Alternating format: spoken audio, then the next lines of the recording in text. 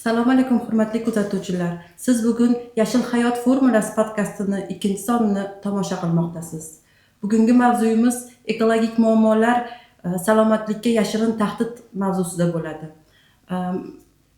Bilamizki, ko'pchilik ekologik muammo deganda atmosferani ifloslanishi, chiqindilarni, tutunni yoki daraxtlar kesilishini tushuniladi. Asosan buni sababi ekologik muammolarni insonlarga ta'siri haqida eng salbiy tomoni, ya'ni insonlarga sekin-sekin astalik bilan ta'sir qilib boradi. Shu mavzuni muhokama qilish maqsadida bugun ikkita yo'nalishda biz muhokama qilamiz. Birinchisi tibbiy nuqtai nazardan hamda jamoatchilik va deputatlik nazorati nuqtai nazaridan muhokama qilamiz. Bugungi studiyamizdagi mehmonlarimiz Xalq deputatlar kengashi Toshkent shahar deputati Alimova Vasila Sattarovna hamda tibbiyot fanlari nomzodi vrach-dietolog Hasanova Gulchehra Hikmatovna bo'ladilar. Xush kelibsizlar. Rahmat. Umuman bugungi ko'rsatuvni olishdan maqsad ekologik muammolarni yoki ekologik muammolarni oldini olish bo'yicha qilayotgan chora-tadbirlar emas, balkim bu inson salomatligi, ya'ni insonlarga qilinayotgan ekologik orqali insonlarga bo'layotgan salbiy ta'sirini oldini olish uchun biz insonlar, biz xotin-qizlar, biz ayollar nimalar qilishimiz kerakligi haqida asosiy suhbatimiz bo'ladi. Avvalo shunday ekan, birinchi Gulchehra sizdan boshlasak, ekologiya bu umuman tabiat tushuniladi. Umuman tabiatdagi bo'layotgan hodisalar inson salomatligiga qanchalik ta'sir qiladi? Albatta, tanlangan mavzu juda ham aktual hozirgi kunda. Haqiqatdan ham ayniqsa ayollar salomatligi jihatdan qaraydigan bo'lsak, hozirgi ekologik muammolar, ekologik holat, iste'mol qilayotgan mahsulotlarimiz yoki bo'lmasa turmush tarzimizdagi juda ham ko'p boshqa ekologiyaga doir bo'lgan har bir detal hozirgi kunda ayollar salomatligida o'zini yoki salbiy yoki ijobiy ta'sirini ko'rsatmasdan qolmayapti. Misol uchun oddiy misol qilib keltiramiz. Hozirgi kunda aynan o'zimni sohamda oladigan bo'lsak, siz ona bo'lasiz eko markazida faoliyat olib boraman. Shuningdek, O'zbekiston Judo federatsiyasi shifokori sifatida shuni ayta olamanki, mana hattoki bizda sportchilarda, mana shu olimpiada chempionlarimizda tayyorgarlik ko'rish jarayonida ham bizda e'tibor qilinadigan bo'lsa, tog'li hududlarda, toza havo bo'lgan joylarda, toza yaxshi ovqatlarni iste'molini ta'minlagan holda ularga sport musobaqalariga tayyorgarlik ko'rishga harakat qilinadi. Bu xalqaro jahon tajribasi, xalqaro standart desak ham bo'ladi. Shuni o'zi ko'rsatib beradiki, demak, sog'lom, nima uchun sportchilardan boshladim? Sog'lom organizm deymiz, 100% sog'lom organizm tayyorgarlik ko'rayotganda ham qandaydir jarayonga, musobaqaga, nafas tizimiga yaxshi ta'sir etuvchi toza havo bo'lishi, ularni taomnomasida zararli mahsulotlar bo'lmasligi, fast foodlar deymiz, yarim tayyor mahsulotlar, ortiqcha osh tuzi yoki bo'lmasa qayta ishlangan mahsulotlar bo'lmasligiga e'tibor qaratamiz. Nafas olish tizimi orqali turli xil allergenlar bo'lmasligi, astma kasalliklariga ularda moyillik ehtiyoj bo'lmasligi uchun ham birinchi o'rinda demak havo hamda ovqatlanish tizimiga juda katta e'tibor beriladi va beriladigan jismoniy faolliklari ham ularni salomatlik darajalariga qarab belgilanadi. Demak, biz sog'lom insonga mana shunaqa atrof muhitda ta'sirini aytarkanmiz, oddiy sportchi bo'lmagan insonlarga esa bu 2 barobar ko'proq ta'sir ko'rsatadi. Ayniqsa ayollar organizmida hozir aytib o'taman, juda ham ko'p gormonal muammolar, qandli diabet, semizlik yoki bo'lmasa boshqa bepushtlik kabi hattoki muammolar ham atrof muhit uni o'zgarishlari bilan bog'liq hisoblanadi. Yana o'z o'rnida savol tug'iladi, nima uchun aynan ayollarga bu xavfli? Yaxshi savol. Birinchi o'rinda biz ayollarga kelajak avlodni ta'minlovchilar sifatida qaraymiz. Ya'ni ayol kishi sog'lom bo'lsa, oilada farzand va ulardan qolinadigan avlod salomatligi juda ham katta ahamiyatga ega. Ikkinchidan, ayolni fiziologik jihatdan olib qarasak ham, uni gormonal tuzilishi, gormonal tizimi, sistemasi, uni barcha organlar faoliyati ishlab borishi nozikroq deymiz. O'ziga yarasha особенности deyiladi, o'ziga xosliklar mavjud. Shuning uchun ham aynan ayol salomatligiga bu narsada juda ham katta e'tibor qaratilishi kerak. Rahmat.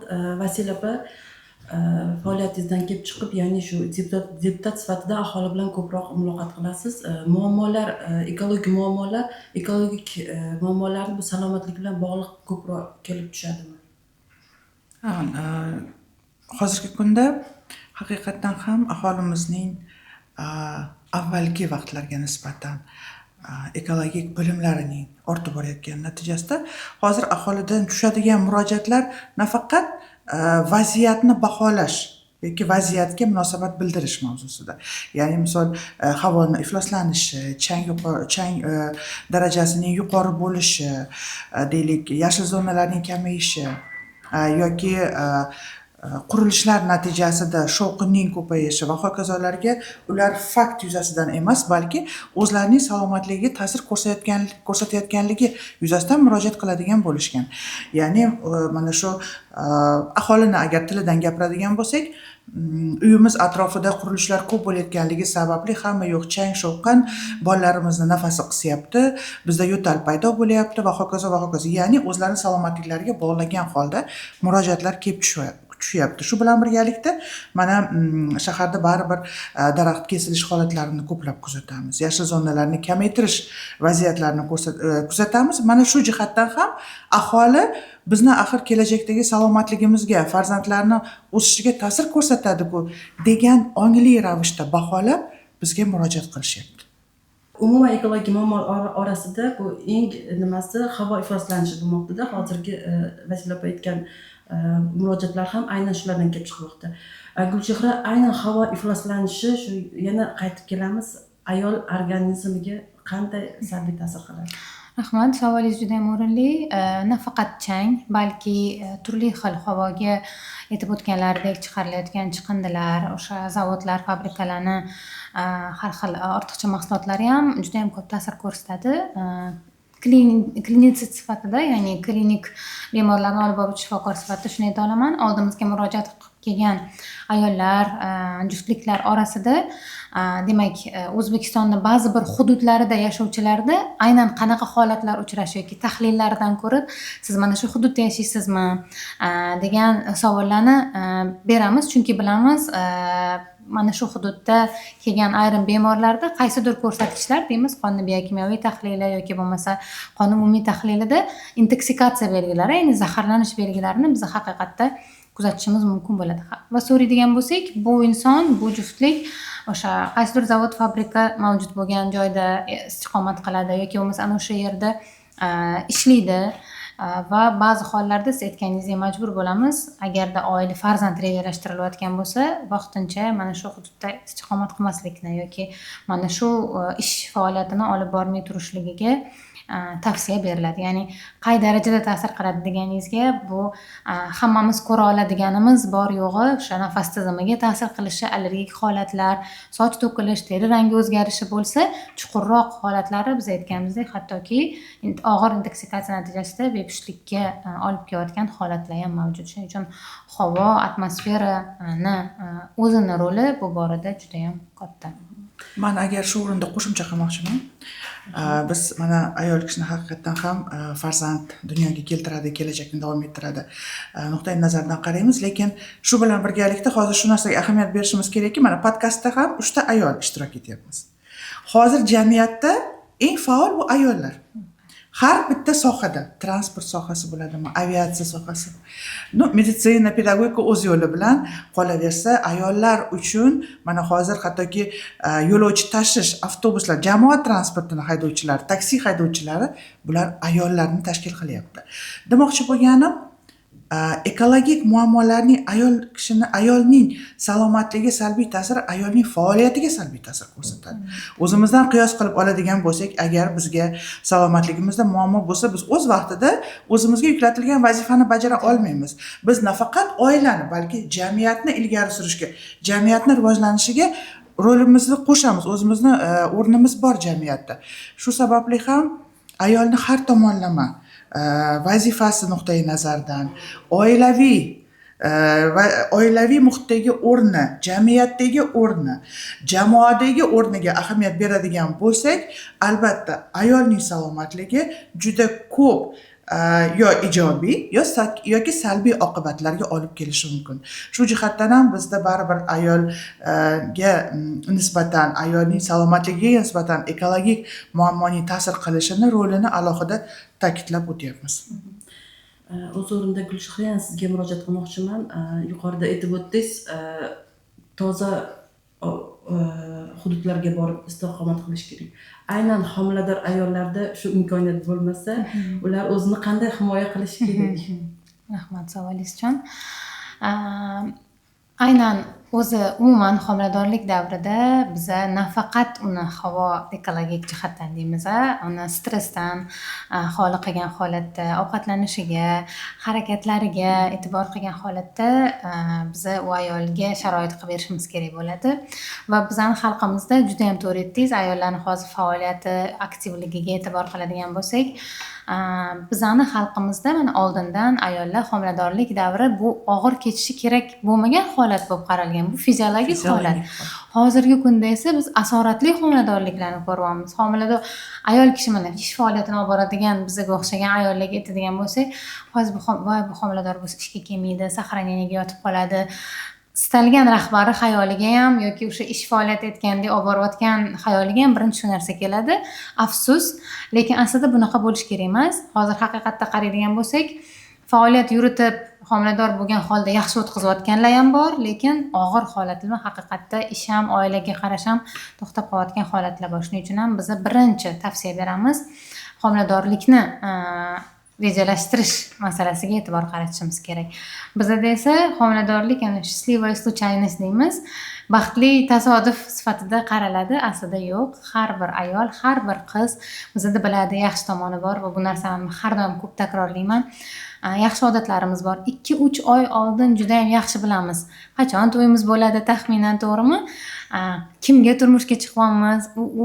U insonni faqatgina nima deydi, materialni deymiz, ya'ni moliyaviy jihatini, kasbini surishtirishdan oldin qaysi sharoitlarda faoliyat yuritadi, zavod, fabrikadami, to'g'ri psixologik muhitmi oilada, mana shuni birinchi o'rinda bu ham rejalashtirishi bitta qismi. Ana undan keyin homiladorlikni rejalashtirayotganda albatta o'sha organizmda, ayol organizmida ham, erkak organizmida ham qanaqadir defitsitlar bo'lsa, kamqonlik bo'lsa, boshqa salomatlik jihatdan holatlari bo'lsa, birinchi mana shularni to'g'irlashga e'tibor berishimiz kerak bo'ladi. Agarda rejalashtirib homiladorlikka kiriladigan bo'lsa, ana unda asoratli homiladorliklarni biz oldini olamiz va bu holatda biz aytganingizdek juda ham nima deydi, idealni havo jihatdan sharoit qilib bera olmasak ham, lekin nisbiy sog'lom bo'lgan ayol har qanaqa sharoitda adaptatsiya jarayonlari organizmi yaxshi bo'ladi. Ovqatlanishini, sog'lom turmush tarzini, to'g'ri yurishini, stressdan himoyani, kerak fizический nagruska deymiz, kerakli fizik yuklamalarni to'g'ri ta'minlab bergan holatda biza albatta uni salomatligini ham ta'minlab beramiz, asoratlarni ham oldini oladi va sog'lom farzandni dunyoga keltirish imkoniyati bo'ladi. Vasila opa, shahar muhitida bu ifloslanishni kamaytirish uchun qanday choralarni siz muhim deb o'ylaysiz? Faoliyatingizdan kelib chiqib, joylarda chiqib ko'rib yuribsiz. Umuman ifloslanish bo'yicha shaharlarda qanday choralar muhim? Shahar miqyosida endi biz bilamizki, butun dunyo bo'ylab yirik shaharlarda, megapolislarda ekologik vaziyat chet hududlarga nisbatan ancha jiddiy bo'ladi. Chunki unga sabab bo'ladigan vaziyatlar ko'p. Bu o'sha aholining tirband joylashishi, avtotransportlarning soni ko'pligi va tirbandligi, bu qurilishlar sonining ko'pligi va hokazo. Va ayniqsa shahar va megapolislarda aholining yuqori faolligi birozgina aholining ekologik madaniyatini pasayishiga bilvosita sabab ko'rsatadi. Albatta, avvalambor hammamiz ekologiya haqida gapirar ekanmiz, o'zimizni fuqarolik pozitsiyamizdan kelib chiqqan holda har bitta shaxsning ekologik madaniyatini birinchi navbatga qo'yishimiz kerak. Ana bundan keyingina biz boshqa faktorlarni qo'yishimiz mumkin. Chunki agar shaxsning ekologik madaniyati o'smas ekan, davlat tomonidan qilingan hamma choralarning effektivnosti, ya'ni samarasi kamayadi. Demak, qaysi jihatlarga shaharda ahamiyat berishimiz kerak? Avvalambor albatta shaharda mana avtotransport tizimi. Ko'proq jamoat transportini jozibadorligini oshirish orqali, jamoat transportini qulayligini, uni marshrutlarini aholiga yengillik tug'dirish maqsadlarini oldinga qo'ygan sari mana shu jamoat transportini rivojlantirib, shaxsiy avtotransportlar harakatini birozgina kamaytirishga, shu bilan birga yana sog'lom transport harakati, ya'ni o'sha samokatlar, velosipedlar yo'lakchalarini tashkil qilish, ya'ni shahar infrastrukturasini yaxshilash natijasida mana shunday transport harakatlarini ko'paytirishimiz ancha ekologik mo'tadillikni beradi. Keyingi masala yashil hududlarni ko'paytirish. Bilamizki, yashillik bor ekan inson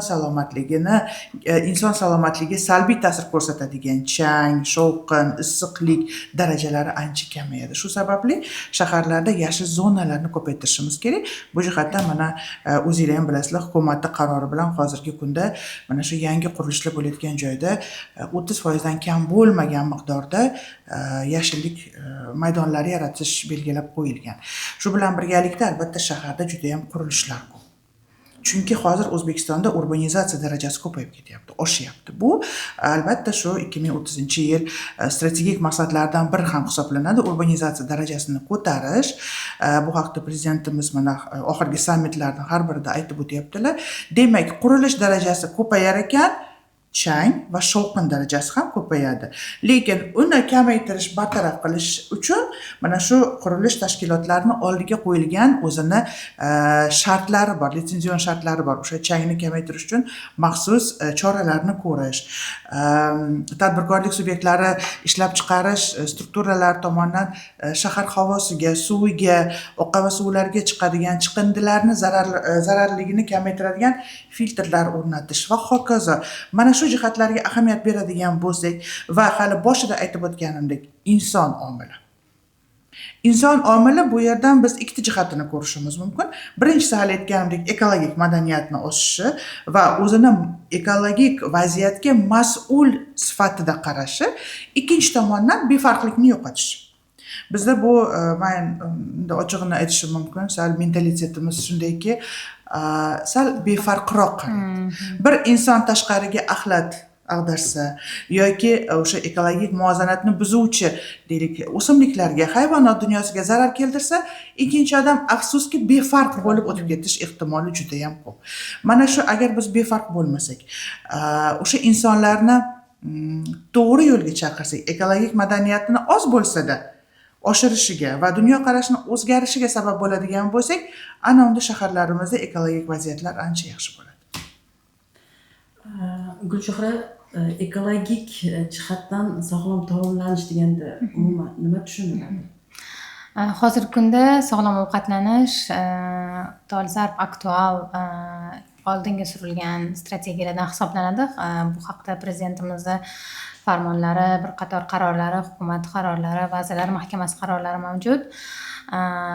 O'zi umuman Jahon sog'liqni saqlash tashkiloti statistik ma'lumotlariga ko'ra insonning salomatligi 50% bu uni turmush tarziga bog'liq. Qolgan bir qism narsalarni o'sha ekologiya, tibbiy yordam rivojlanganlik darajasi, genetika va hokazo faktorlar hal qiladi. Eng asosiysi bu o'sha insonning turmush tarzi. Va turmush tarzi deganda biz birinchi o'rinda ovqatlanishni albatta tushunamiz. Lekin bizning xalqimizda xuddi bular aytganlaridek o'sha befarqlik bo'lganiga o'xshab, dieta, sog'lom turmush tarzi deganda faqatgina qanaqadir ограниченияni tushunish, noto'g'ri talqin qilish tushunchalari bor. Ya'ni men faqat qovurilgan yemasligim kerak, faqat grechka yeyishim kerak, qaynatilgan yeyishim kerak, mana bu narsa mumkin emas, nomumkin emas, aslida yo'q. Sog'lom turmush tarzi, to'g'ri ovqatlanish deganda bizning organizmimizga mos tushadigan, salomatligimizda kasallik keltirib chiqarmaydigan va maksimal darajada tabiiy holatda tayyorlangan taomlarni me'yorida iste'mol qilish tushuniladi. Ya'ni biz bir umrga siz go'sht cheklang, bir umrga siz sut cheklang, bir umrga siz shakarni cheklang deb aytolmaymiz. Bor haqiqatda agar diagnoz qo'yilgan qandaydir kasalliklar bo'lsa, ko'rsatmalar bo'lsa, ana o'sha hollardagina allergik holatlar bo'lsa, ana o'sha hollarda biz mana shu mahsulotlarga bo'lgan qat'iy cheklovlarni qo'yishimiz mumkin. Qolgan holatda sog'lom turmush tarzi, to'g'ri ovqatlanish deganda biz aytganimizdek me'yor jihatdan maksimal darajada tabiiy mahsulotlarni to'g'ri rejimga amal qilgan holda qabul qilishni tushunishimiz kerak bo'ladi.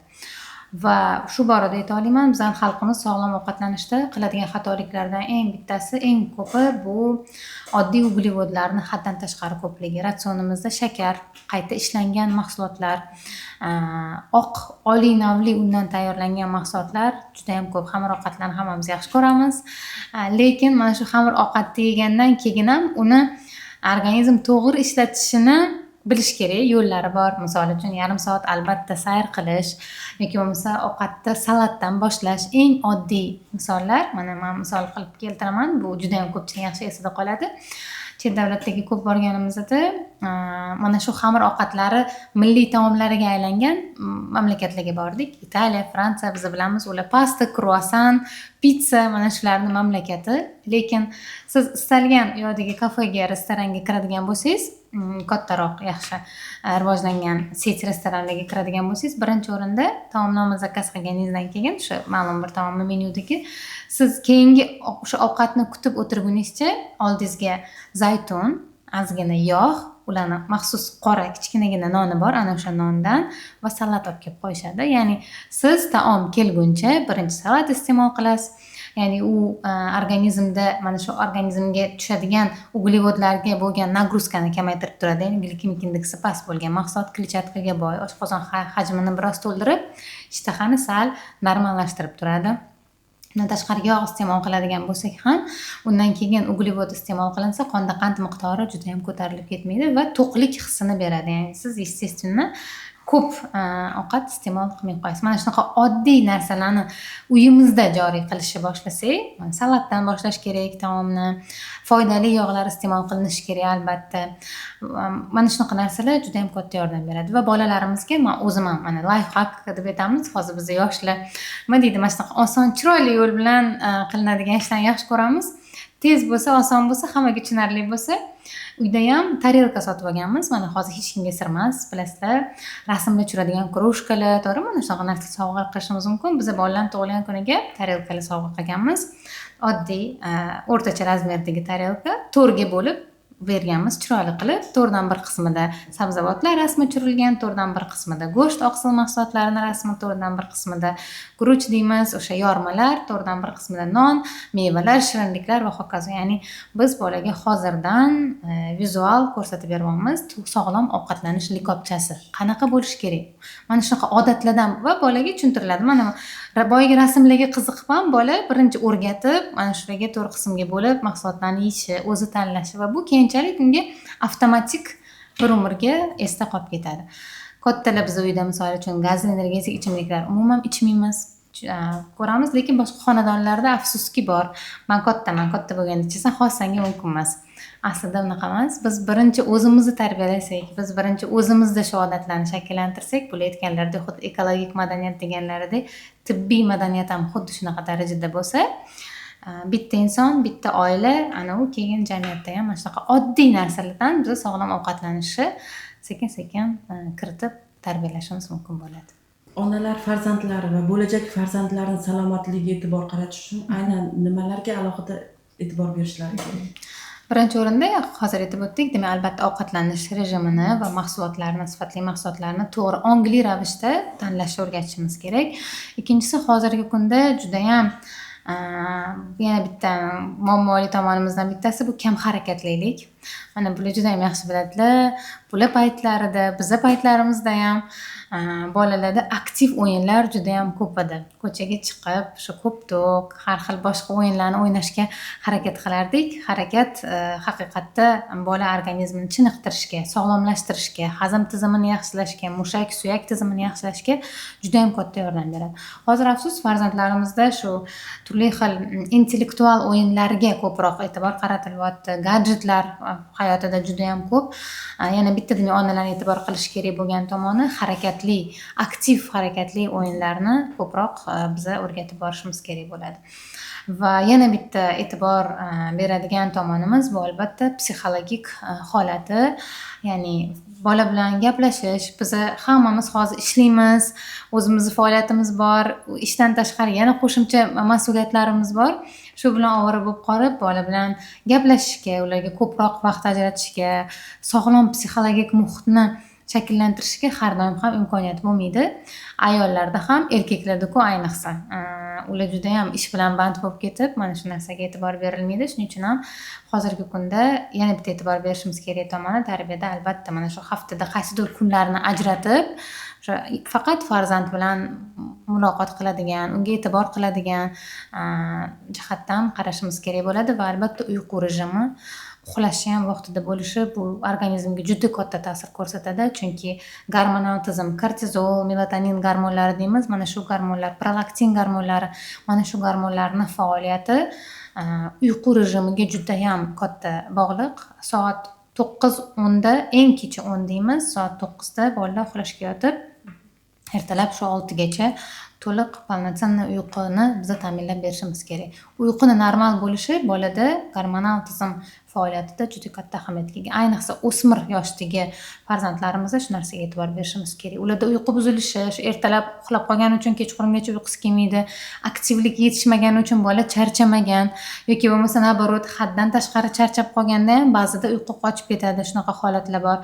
Telefon, ota-ona uxlagandan keyin erkinlik, telefonda o'tiradi yoki kompyuter o'yinlari, mana shunaqa narsalarga biz juda jiddiy e'tibor berishimiz kerak va faqat taqiq yo'li bilan emas, bolaga shu narsani tushuntirib, ongli ravishda singdirib, uni salomatligiga qanaqa ta'siri bor, uni oilasiga qanaqa ta'siri bor, o'zlashtirishiga, gormonal tizimiga, stress fiziologik holatiga shularni tushuntira olsak, o'ylayman ham jamiyatga foydasi jihatdan, ham salomatligi jihatdan onalar juda ham katta to'g'ri yo'nalishda ishlagan bo'ladi. Rahmat. Vasila opa, umuman olganda hozirgi kunda xotin-qizlarning ekologik loyihalarga jalb qilish uchun nimalar qilish kerak yoki nima ishlar amalga oshirilmoqda? Hozirgi kunda hali aytganimizdek, jamiyatimizning faol tomonlari bu ayollar bo'lib qolishgan. Hamma jihatda, hamma sohada va albatta ekologik loyihalar, ekologik madaniyatni oshirish bo'yicha turli xil malakaviy loyihalarni amalga oshirganda ham ayollar faol ishtirok etyapti. Mana kuni kecha misol tariqasida oladigan bo'lsak, 5000 qadam dasturi asosida mana Toshkentda, Olimpiya shaharchasida ayollar o'rtasida mana shu aksiya amalga oshirildi. Mana bu jihatdan ham bu avvalambor ayolning o'zi uchun ijobiy, qolaversa jamiyat uchun. Chunki ayol hamma uchun o'rnak bo'ladi. Ayol farzandi uchun o'rnak, ayol turmush o'rtog'i uchun o'rnak, ayol ota-onasi uchun o'rnak. Motivator. Ayol jamiyat va jamoa, kollektiv uchun ham o'rnak bo'ladi. Chunki sog'lom tanda, sog'lom aql degan mana ota-bobolarimizdan qolgan naql bor edi. Mana shu jihatdan hozir juda ko'p ekologik loyihalar amalga oshirilyapti. Bu yashillikni ko'paytirish, hayvonot dunyosini asrash, hayvonot dunyosini o'sha mo'tadilligini saqlash bo'yicha turli loyihalar bor. Qolaversa, hattoki mana ayollarning ishtiroki chiqindilarni qayta ishlash tizimiga ham jalb qilingan va bundan ayollar chetda qolmagan. Hali aytganimdek, ayollar hozir transport infratuzilmasida ham bor. Og'ir texnologik sohalarda ham ayollar faol hozir. Mana tadbirkor ayollarimiz bor. Og'ir o'sha texnologik sohalarda faoliyat yuritayotgan.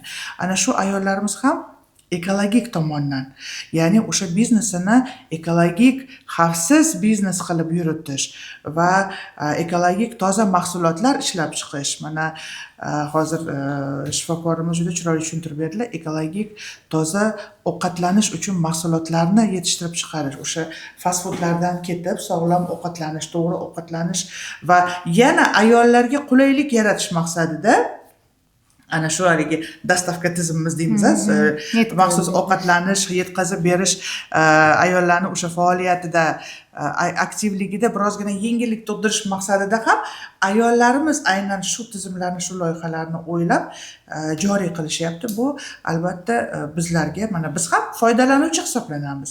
Biz nafaqat ekologik madaniyatni oshirishda, kelajak avlodni tarbiyalashda o'zimizni hissimiz qo'shamiz, balki ana shu ekologik loyihalarni foydalanuvchisi hisoblanamiz va o'zimiz ham shu tomonlardan foydalanamiz. Bu bilan birgalikda yana mana biz bilamizki, ekologik madaniyatni oshirishda ayollarning roli deganda oila, avvalambor oilada bilamiz ayolning o'rni katta. Keyingi bosqich maktabgacha ta'lim tashkiloti. U yerda ham aksariyat tarbiyachilarimiz, rahbarlarimiz ayollar. Ya'ni farzandlarimizni bog'chalarda, maktabgacha tashkilotlarda tarbiya berish va ekologik ongini o'stirish bo'yicha ularning roli katta. Maktab, oliy ta'lim, qayerni olib qaraydigan bo'lsak, qaysi strukturani olib qaraydigan bo'lsak va mahalla. Mana shu tizimda har bittasida ayollarning faolligi ham hozirgi avlod, ham kelajak avlodning mana shu ekologik dunyoqarashini o'zgartirishiga sabab bo'ladi. Va men o'ylaymanki, mana shu atrof muhitimizni stabil saqlashda o'zini hissasini qo'shadi. Rahmat. Yana o'z o'rinda yuqoridagi ekologik muammolarga qaytib kelamiz. So'nggi yillarda iqlim o'zgarishi, umuman kunlarning isib ketishi, chang bo'ronlari, ichimlik suvi tanqisligi va allergik holatlar kuzatiladi-da.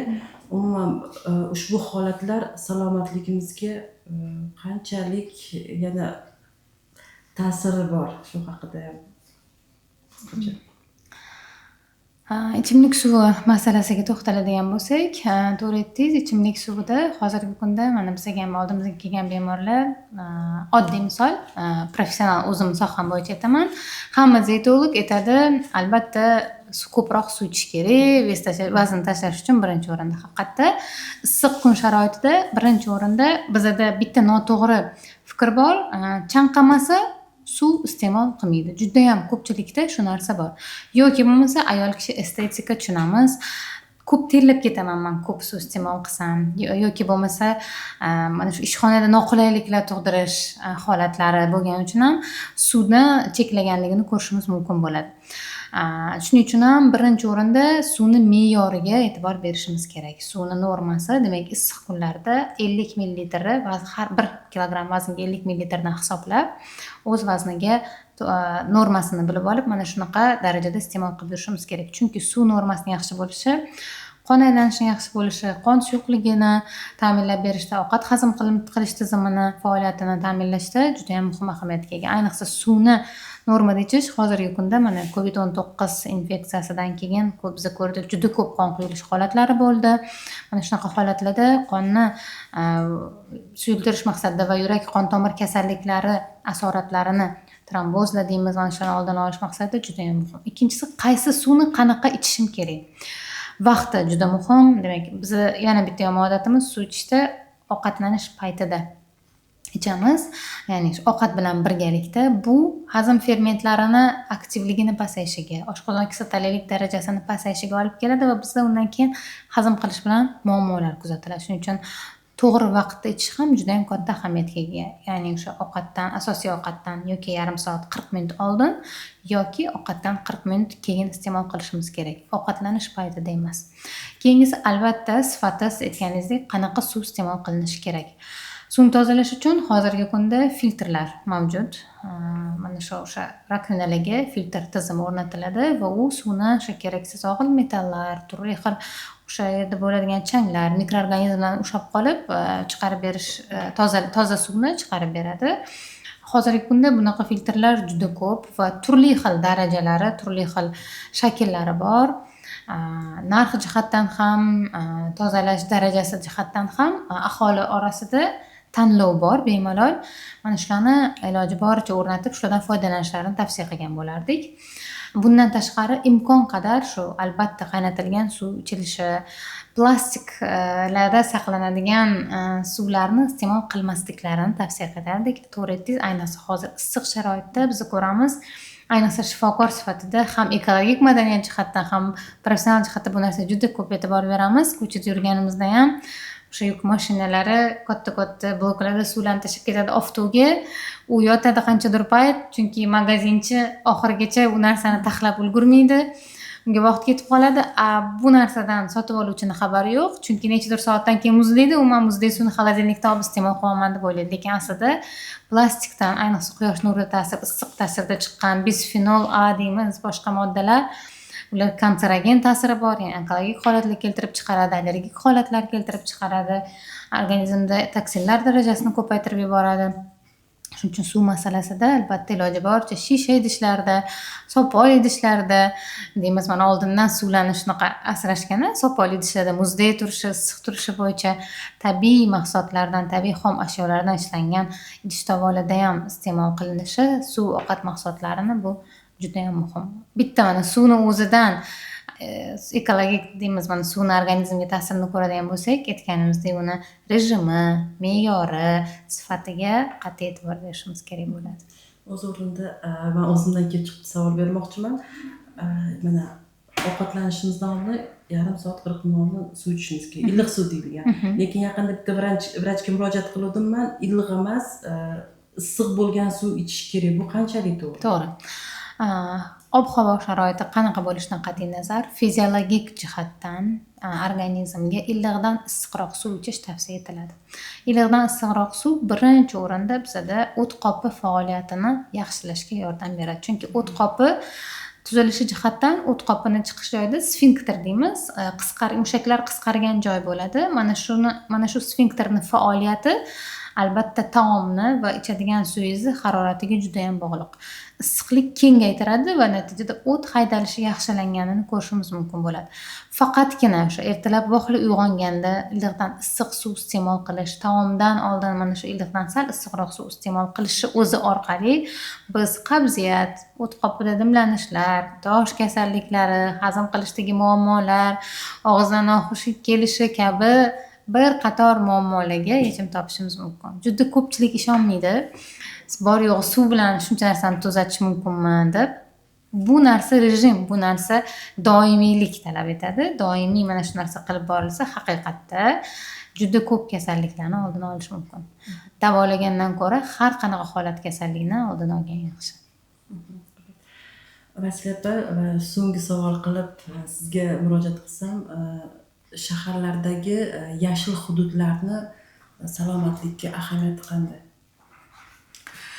Shahardagi yashil hududlarni salomatlikka ahamiyati ko'p qirrali va juda ham katta. Avvalambor daraxtlar, yashillik bu shahar o'pkasi hisoblanadi. Mana hozir Gulchehraxon Covid pandemiyasi holatini eslatdilar. O'shanda muammo nimada bo'ldi? O'pkada bo'ldi. Pasyonlar.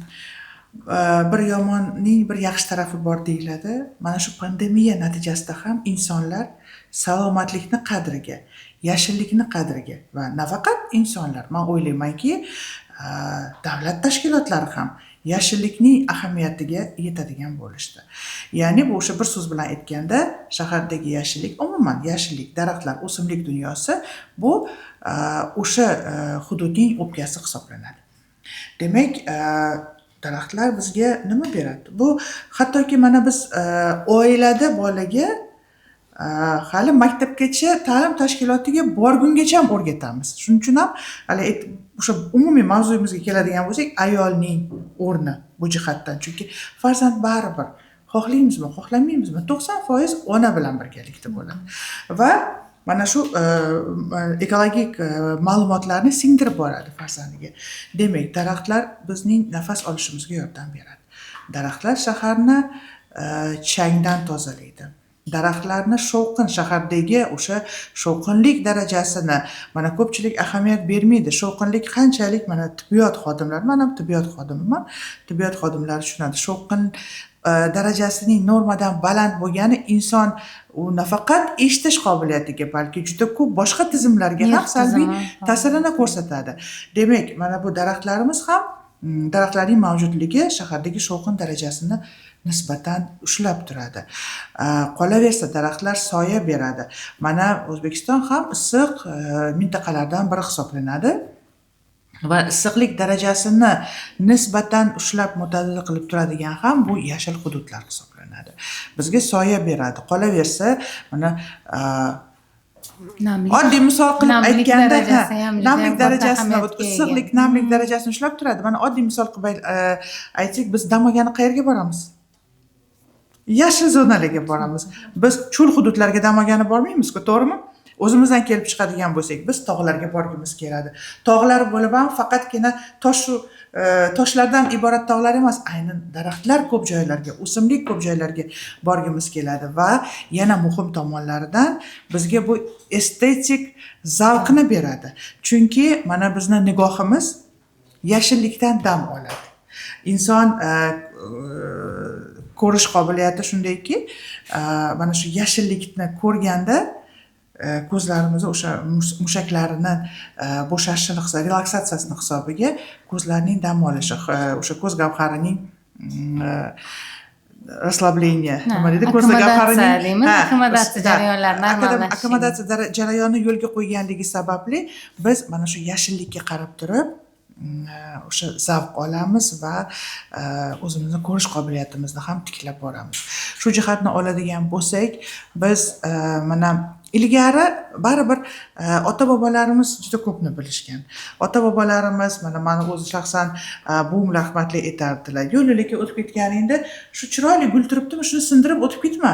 Mana shu gul ham estetik senga zavqni beradi, ham atrofdagi yashillikni va bu ertaga mana shu gulga kelgan asalari changlatish natijasida boshqa gullarni yaratadi va mana shularni ko'payishiga sabab bo'ladi. Deyinki bu yashillikni ahamiyatini biz mana shu jamiyatimizni rivojlanishi natijasida, o'zimizning dunyoqarashimizning o'zgarishi natijasida ma'lum bir yillarda mohiyatini tushunmay qoldik. Biz shunday davrlarda ham yashadikki, mana uylarni qurish, binolarni qurish maqsadida yirik daraxtlarni kesib tashladik. Bu narsalar ham bu bizning hayotimizdagi faktlar. Buni biz inkor qila olmaymiz. Chunki daraxtlarning, yashillikning, bu daraxt ana shunday katta bo'lib voyaga yetgungacha necha o'nlab yillar zarur bo'lgan. Mana shu jihatdan keladigan bo'lsak, Covid pandemiyasi bizni ko'zimizni ochdi. Hozirgi aholining salomatligi, men hali vrachimiz aytayotganlarida bir fakt esimga tushdi. Hozir bilasizmi, mana deylik 50 va undan yuqori yoshdagi insonlar birinchi marta hayotida allergiya, nafas qisishi kabi muammolarga duch kelishadi va menda hech qachon bunday muammo bo'lmagan, menda hech qachon allergiya bo'lmagan changga yoki men nafasim qismagan deb gapirishadi va boshqa vaziyatlar ham bo'ladi. Nimaga? Chunki ekologik vaziyatning buzilishi haligi insonlarning avvallari bo'lmagan kasalliklarning paydo bo'lishiga olib kelyapti. Shu jihatdan ham yashillik zonasi demak bizga mana shu har bitta ekilgan daraxt, har bitta ekilgan o'simlik, har bitta ko'paygan yashillik maydoni bizni salomatligimizga faqatgina ijobiy ta'sir ko'rsatadi. Shu o'rinda qo'shimcha qilmoqchi edim. Hozirgi kunda mana bu faktlarga men o'zim ilmiy ish qilish jarayonida ham juda ham ko'p duch keldim. Yashillik zonasi salomatlik jihatdan yana ikkita juda ham katta ahamiyati bor. Bittasi o'sha aytgandek namlik jihatdan. Hozirgi kunda mana virusli kasalliklar juda ham ko'p tarqalgan payt.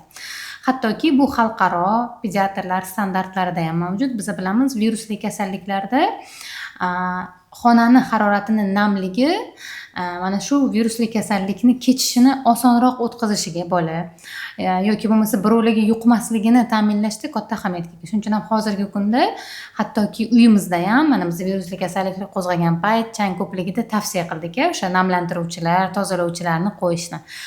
Vaholanki tabiiy mana shu yashil zonani mavjudligi namlikni yaxshi ushlaganligi uchun ham ana shu hududda demak kasallikni передача infeksiya deymiz, virusli kasallikni yuqish jarayoni ham pasayganini ko'rishimiz mumkin bo'ladi. Chunki namlik yetarli bo'lsa, boyagi viruslarni chestitsalari pastga tushganini ko'rishimiz mumkin bo'ladi. Va ikkinchisi, oxirgi dalillarga asoslangan tibbiyot ma'lumotlariga ko'ra, ma'lum bir yashil zonada yashagan aholini ichak mikrobiotasi yashil zona mavjud bo'lmagan joyda yashagan aholini ichak mikrobiotasidan tubdan farq qiladi. Ya'ni biz nima iste'mol qilyapmiz, qayerda yashayapmiz, atrofida tuproq deymiz, suv, namlik, o'simliklar, qaysi turdagi o'simliklar darajasiga qarab bizani ichak mikrobiotamiz o'zgaradi.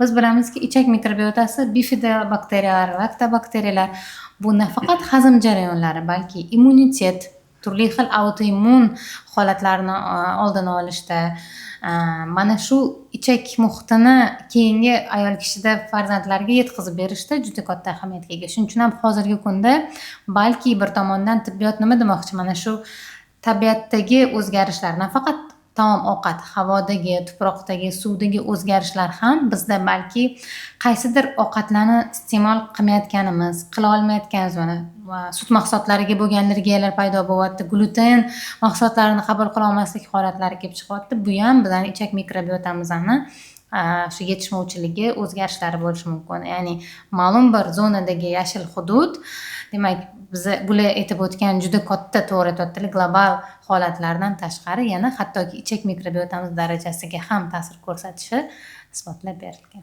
Va yana shu bilan birgalikda yashil zonalarni saqlab qolish, yaratishga yaratamiz. Juda ko'plab, mana millionlab daraxtlar ekilyapti hozir yashil makon loyihalari doirasida, lekin ularni saqlab qolish, ularni parvarishlash, ularni sug'orish tizimini doimiy ta'minlab berish va ularni o'sha turli hasharotlardan saqlash, mana shu vazifalarni ham unutmasligimiz kerak.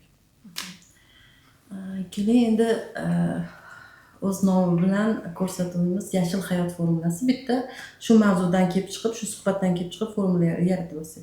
Demak, birinchisi toza havo, sof suv, sog'lom ovqatlanish, faol turmush tarzi, sog'lom ayol, sog'lom oila va sog'lom jamiyatga teng. Formulamiz shundan iborat bo'ladi. Endi qisqa savol, uchtagina qisqa savol beraman. Javoblarimiz ham qisqa bo'ladi. Birinchi Gulchehra, sizga murojaat qilmoqchiman. Sog'lom ayol uchun birinchi ekologik qoida. Birinchi ekologik qoida sog'lom ovqatlanish. Shu bilan birgalikda har bir ayol bugundan boshlab o'zini sog'lom turmush tarzini targ'ib qilish uchun qanday odatlarni joriy etish kerak? Birinchi o'rinda harakat. Har ovqatlangandan keyin 15 daqiqadan 30 daqiqagacha yurishni yo'lga qo'yish kerak. Keyingi savol masalada sizga bo'ladi. Ekologik muammolarni kuzatganimizda, ko'chada ekologik muammolarni kuzatganimizda nima qilishimiz kerak? Qisqa qilib javob. Ekologik muammolarga duch kelganimizda avvalambor befarq bo'lmasligimiz kerak va tegishli. Mana agar deylik o'zimizni yashash hududimizda bo'lsa, demak mahalla fuqarolar yig'ini. Yoki hozir mana ekologiya qo'mitasini tezkor telefon raqamlari bor. Har bitta tuman hokimiyatini, shahar hokimiyatini tezkor raqamlari bor. Ana shularga murojaat qilish kerak. Elektron portal murojaatlari joriy qilingan, shularga murojaat qilish kerak. Va haligi har bitta fuqarolik pozitsiyamizdan kelib chiqib, birinchi navbatda o'zimiz zarar keltirmasligimiz kerak. Prinsip, agar foydang tegmasa, hech bo'lmasa zararing tegmasin. Mana shu prinsipni bilishimiz kerak. Ikkinchidan, befarq bo'lmasdan o'sha kerakli tashkilotlarga murojaat qilishimiz kerak. Demak, asosiysi befarq bo'lmasdan, o'tib ketmasdan murojaatimizni reaksiya qilishimiz kerak. Aziz tinglovchilar, bugun Yashil hayot formulasining ikkinchi sonida ekologik muammolarni salomatlikka yashirin tahdid haqida suhbatlashdik. Umuman olganda bugungi xulosa juda oddiy. Ya'ni tabiatni asrash bu salomatlikni asrash demakdir. Ayollarimiz, xotin-qizlarimiz, farzandlarimizni va yaqinlarimizni salomatligini asrash bugundan boshlash kerak. O'ziga kunlik ekologik odatlarni joriy qilish kerak. Bugungi mehmonlarimiz xalq deputatlari Toshkent shahar kengashi deputati Alima Vasila Sattarova, vrach-dietologimiz, tibbiyot fanlari nomzodi Hasan va Gulchehra Hikmatovnaga o'z minnatdorchiligimizni bildirib qolamiz. Keyingi ko'rsatuvlarda ko'rishguncha, xayr, salomat bo'ling.